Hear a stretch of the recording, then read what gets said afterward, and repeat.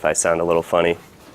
So welcome to the Stanford PhosphoFlow Immune Monitoring course that you'll be here for the next 3 days. My name is Peter Krutzik. I'm going to introduce the class just really briefly, and then go ahead and go into a talk as well.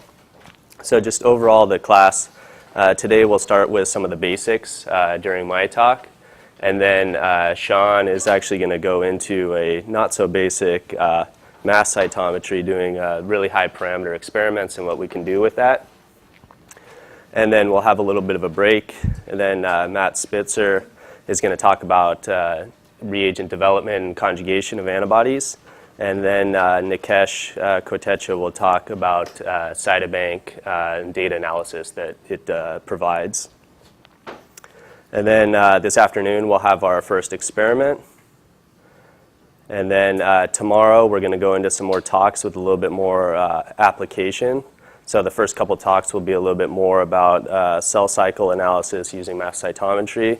Then Kara will go into ALL and understanding ALL through mass cytometry. And Eli will talk about doing some drug discovery work with mass tag barcoding, which lets you do a lot of high parameter analysis and a lot of high throughput analysis, even with the mass cytometer. And then Aaron, who actually is no longer in our lab, but is a postdoc at UCSF, he's actually going to be coming back to talk a little bit about SPADE and data analysis with SPADE. And then we're going to finish off with a talk about using tetramers with the mass cytometer and the multiplexing that you can do there to understand T-cell functionality. The third day is going to be more from the immune monitoring course, so that is directed by Holden Maker, and I'll let him kind of give the introduction to that class or to those lectures that day, but that'll be the third day, followed up by some experiments that they've generated. So that's the quick overview. I actually want to just start real kind of to go around the room since we have a lot of people from a lot of different places. And I was kind of curious to see sort of what, if everybody could just introduce themselves really briefly and just say where they're from, the university or the institute. And then also just briefly maybe say kind of how many colors you typically use in an experiment. So not kind of your best one ever, but what you use day to day. If you've ever used PhosphoFlow, or if this is totally new to you, so kind of yes or no, I've done PhosphoFlow. And then what cell type you're interested in applying it to. So either cell lines, mouse primary cells, human primary cells, PBMCs, or human whole blood. So if we could just start, I don't know who's the first, you might be the first one, and then we'll just go kind of around the room like that. I think there's 25 people, so you can go pretty quick. I'll try to keep up with my data input. I'm Christian Schoenberg. I'm from Karolinska in Stockholm, and I usually run 8 to 12 color flow cytometry experiments. Getting curious to maybe look at some PhosphoFlow signaling in human whole bone marrow. Okay, throwing me off already. I'll call that PBMC. So have you done PhosphoFlow, yes or no? Yes, I dabbled with it, but the problem was that I didn't get my other surface markers to work with it, so that's the issue. Okay, perfect. Zahara Ajami from Steinman's lab here at Stanford.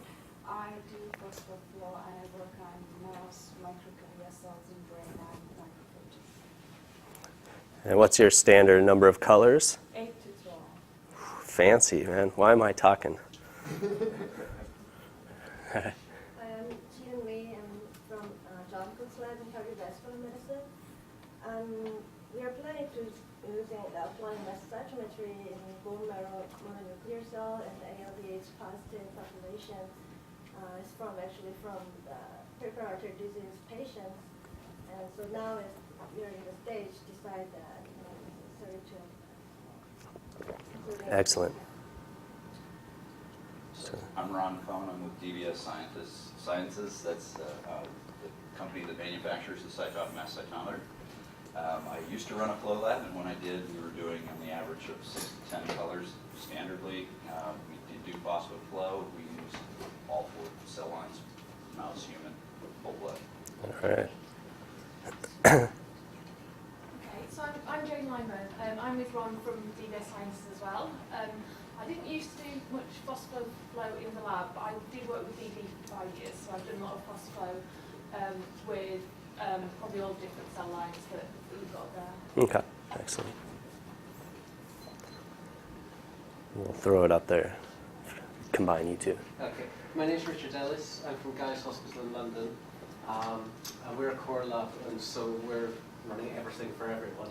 We've had a site up for the last few months. And we're in the core lab, we're doing experiments up to 15 colours. We are doing phosphoflow, though I haven't done it myself. All I right. work with every kind of cell we've got. Excellent. Okay. Hey. I'm Gloria. I'm from Krutzik, and I usually work with about 7 to 8 colors. I have this muscle flow, shower wood, mouse primary. Excellent. It's okay if you haven't done like 10 colors too. Embarrassing to say less than 10. It's okay. I don't normally run 10, so I don't know what these guys are doing. My name is Christine Palmer. I'm at the Reagan Institute in Boston. I usually do about 10 to 12 colours. I've not done any phosphoflow, and I mainly work with human people. All right. I am Parisa Amjadi from Kennedy Institute, University of Oxford. I'm running the core facility for the institute. We are doing 8 colors so for now, but soon we move to 15, 13 to 15 color. I haven't done any phosphoflow myself, but people in the lab are doing it in the institute. Okay. And obviously for me it's a new area to learn. We mainly work on T cells, lymphocytes, macrophages, and tissue macrophages, tissue lymphocytes. So Human or mouse or human? Human and mouse. Yeah, Human okay. and mouse. All right. My name is Claudia Monaco, and I'm working from Oxford, like Parisa, and I run a lab which looks mostly at mouse primary tissues, human primary tissues, and PBMCs as well, and reach 8 colors, and we acquired sign-off recently, so we hope to learn using it to apply for the tissues and the PBMCs. Excellent. Thank you for the Yeah. I'm Sarah Suleiman. I'm a postdoc in Cape Town University now, and we're going to get the first site off in Africa. So there's a lot of pressure. I regularly do 9+ shows, but we're going to be doing primarily human PBMCs and whole blood, and have very big experience with phosphoflow, but haven't been doing it regularly, so I would say no. Okay. And is there any other questions? No, that was it. Good coverage. Hi, I'm Wan Hula from the Afghanistan Cancer Center. I just detect the membrane protein with the regular flow cytometry, but I never touched this phosphoflow, so I really appreciate this chance to study here. Excellent. So I'm Matteo Marchesini. I'm from Houston and from Madison too. And I'm new in the field. I never done this kind of experiments or to learn something about. All right. That's good. We need to have someone. I'll put you down in 1 to 2. Good morning. My name is Raman Harani. I'm from the University of Pennsylvania, John Ware's lab. I usually do the 9+ colors. I have not done phosphoflow, and my work has been with CD4 T cells for human PBMCs. Oops. All right. I'm Christina. I'm at Stanford. I'm between Cheng Zheng's lab and Gary's lab. Right, so I would go 7 to 8, yes, and just human. 7, 8, yes. And what did you say? PBMC? Yeah. All right. My name is Eric Dumas. I'm at the Oklahoma Medical Research Foundation.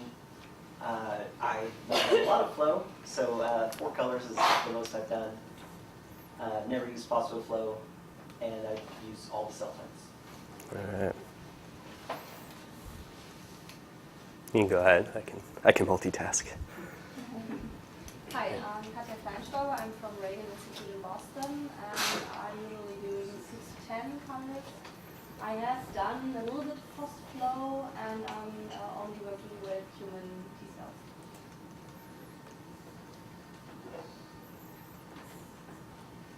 I'm Jesus Duque. I'm from Stanford, from the TV lab. I usually do 6 colors, 6 to 8 colors. Max, I have experience with PhosphoFlow, and I use cell lines and mouse primary scenes.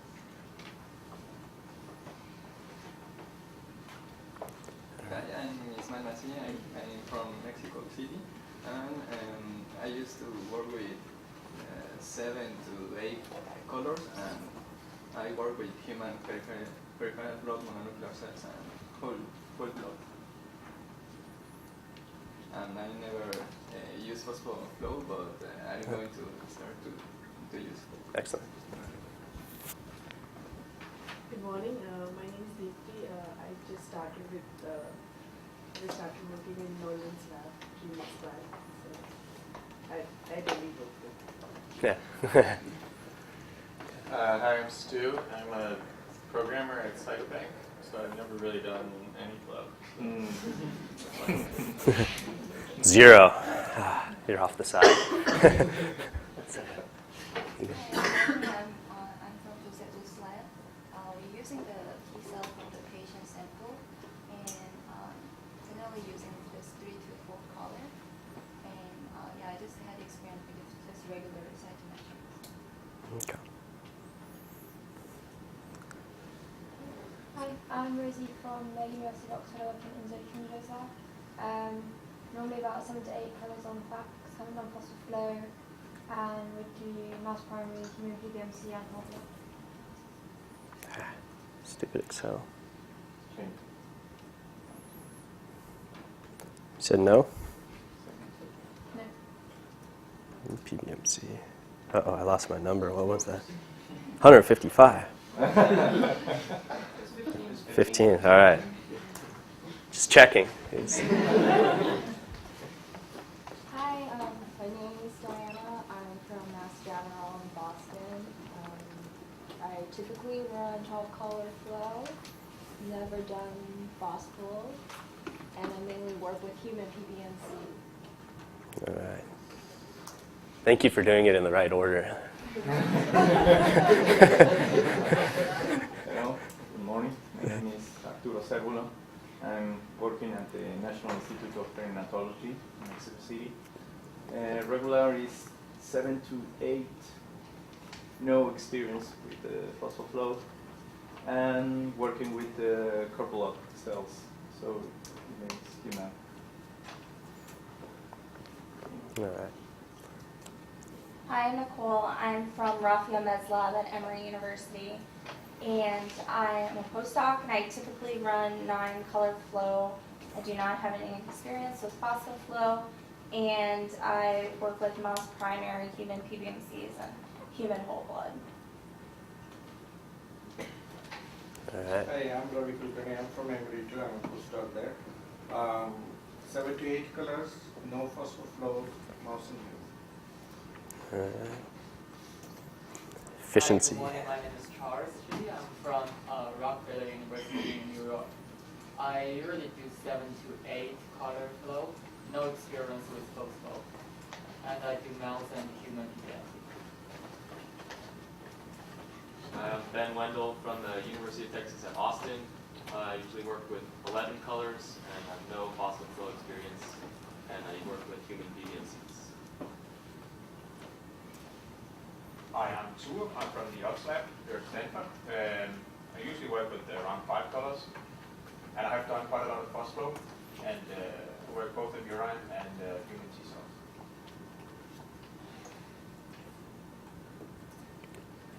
Kristen Scheibel. I'm from the University of Rochester Medical Center. I usually run 14 to 16 colors. I have done PhosphoFlow, and I work with human PBMCs and umbilical cord.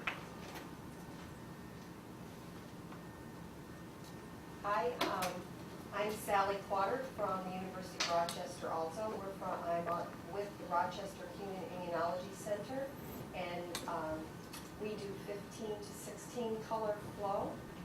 We have not done PhosphoFlow. No.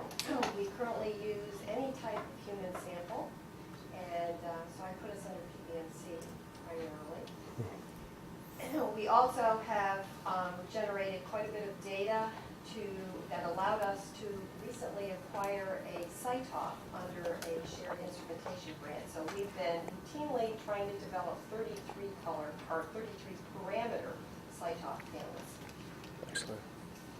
Good morning, myself Harpreet. I'm from Australian National University located in Canberra. We usually do 8 to 12 color flow, and I do have experience with phosphoflow. I've used cell lines, mouse primary, as well as human PBMCs. Hi, I'm Robert Judson. I'm a postdoc at UBC in Vancouver. The experiments I've done so far have been with 4 to 6 colours. No phosphoflow experience, and mouse primary.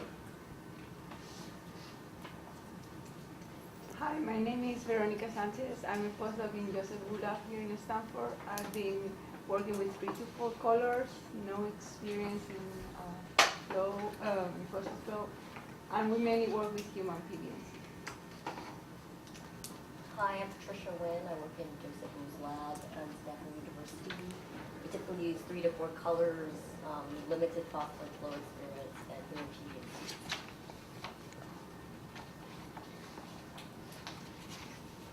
Is that it? Pretty much. Still here? I'm from HMC, from this group, and I do mainly cytophenotyping, trying to do variable phospho, whole blood and human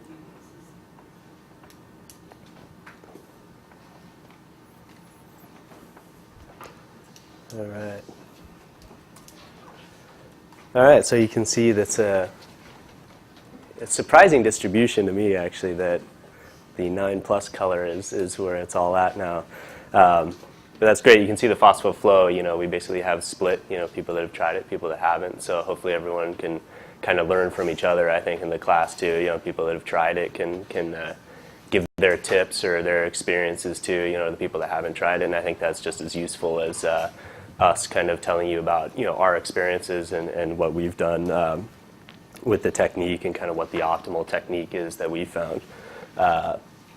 And so, yeah, and you can see the cell type, too, skewed more towards, the human primary cells. I think that's what, in theory, the U19 grant is more about. So that's maybe no surprise, but also a lot of people doing mouse work. So again, I think a lot of people can pick each other's brains on this and try to kind of find out, what they've seen that works and doesn't work. And it's interesting, I would say, probably earlier on in the class, I don't know, Angelica could probably say it better. We used to ask this, I think, ahead of time, but for the number of colors that were done, I think tended to skew more towards this end of the game, I would say. So, the high-end, high-end cytometers are getting sold, and the reagents are getting bought, which is good. So I think people are taking advantage of the instruments and taking advantage of what they can do. So no matter what your experience is, though, I think you can see there's a broad range of people here. So I think it'll be a really good course, and no question is too small, I think, is the main thing, too, and everybody in the Nolan Lab's happy to help in whatever way they can.